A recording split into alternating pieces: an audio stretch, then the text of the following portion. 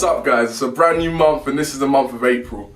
The theme for this month is self-control, but before I can tell you this month's theme, I want to go back and tell you what last month's theme was and why it was so important.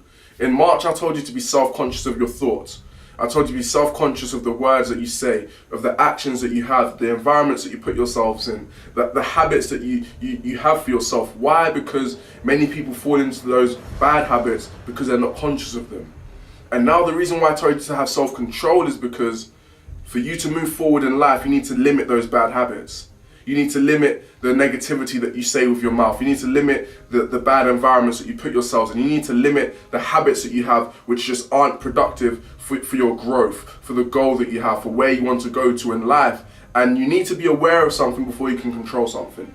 Like, I couldn't tell you to have self-control without first telling you to be conscious of the things that you do. Like, it doesn't make sense. And I really want you to understand that with these lifetime principles, they all link together.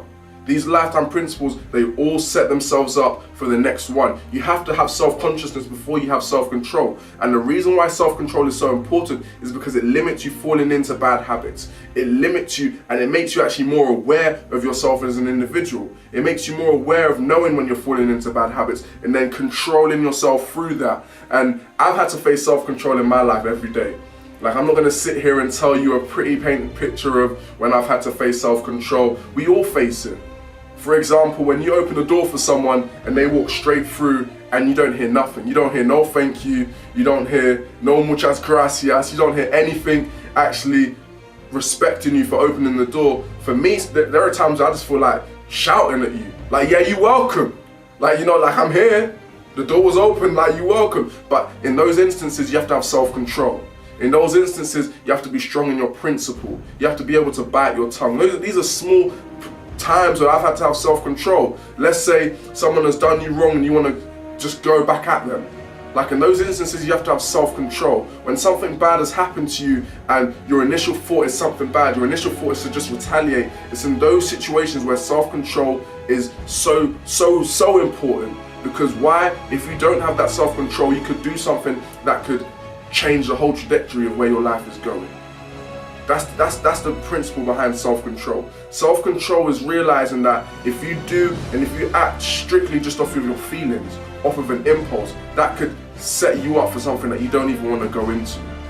I need to have self-control so you know when to act and when not to act, when to say something and when not to say something. Because if we all just live life off of our principles, then it would be such a better place. Why? Because we know when and when not to do things. But if we live life off of our feelings, off of impulse, it would be like someone would push you and the first thing you would think is to hit that person in the face, and then the next thing for him is to just hit you back, and it's just gonna be such craziness. But self-control allows you to grow in yourself, to be aware of yourself, to be better within yourself. Like, for me, myself, having self-control of the things that I say and the things that I do has just made me more mature as an individual. It's allowed me to say the right things at the right time.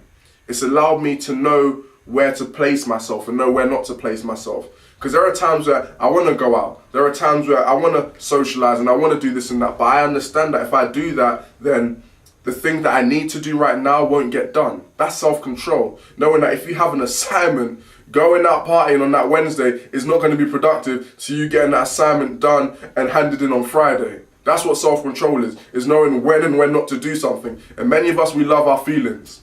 Many of us, when a party comes up, we just like, I'm going to that party. When a sneaker comes out, I'm gonna grab that sneaker. When the iPhone comes out, I'm getting that. But is getting that thing, is going to do that thing, is being around these places and these people, is that really beneficial for yourself? Self-control allows you to be critical about the actions that you take. Self-control allows you to be critical about the places that you surround yourself in. It helps you to be critical and it helps you to build a self-esteem in yourself. It helps you to build something that nobody else can take away from you. Because when you have self-control, you know that if someone dangles something in your face, you're not just going to move off of that thing. Self-control breeds self-worth. When you have control of yourself and you know when to say no and when to say yes, what anybody else does around you will never affect the life that you live. But it starts from having self-control, and self-control starts from being self-conscious. So if you've lived in the lifetime principle of self-consciousness and you've become aware of certain habits that you have, now I need you to control those habits. Whether you shout at people and you don't think before you say things. I need you to now control that. Take some time out, breathe in, inhale, exhale. Like breathe in and out, and then do what you need to do. But make sure you do it the right thing. Just don't act off of impulse. If you fall into negative habits here and there, and you just start thinking negative when things go wrong, I need you to stop. Inhale, exhale, breathe in, breathe out. And then I need you to tackle one thing at a time. Just because you have so many assignments doesn't mean you're going to drown in those assignments. Tackle one of them at a time. Put them in priorities of which one's more important, which one isn't important, and put them in priorities of when they need to be done. Guys, self-control will only make you a better person.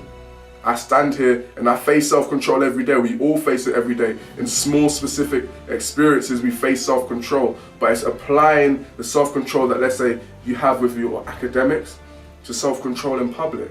Or the self-control that you have when you speak to your mom or your boyfriend or your wife.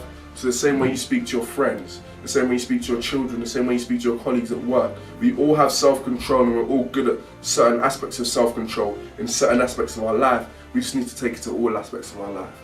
And when we can do that, guys, we can live our best life. So this month's theme is self-control. Don't let anything stop you from acting in a way that you should act. And don't let anybody's actions force you to act in a way that's not true to your own principles. And when you can have self-control, you can live a better life. When you have self-control, you can be better as an individual. And I will see you next month.